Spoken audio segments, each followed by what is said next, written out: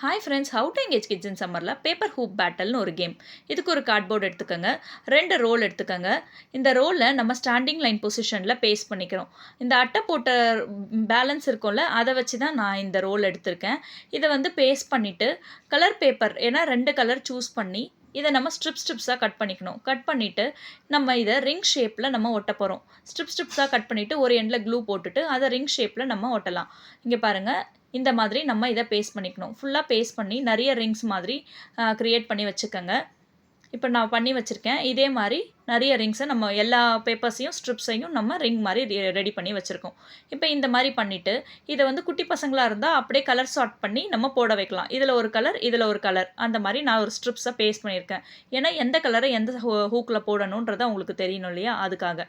இதுக்கு நான் 2 பன் ஸ்டிக்ஸ் எடுத்திருக்கேன். நார்மல் ஸ்டிக்ஸ் கூட நீங்கள் யூஸ் பண்ணிக்கலாம்.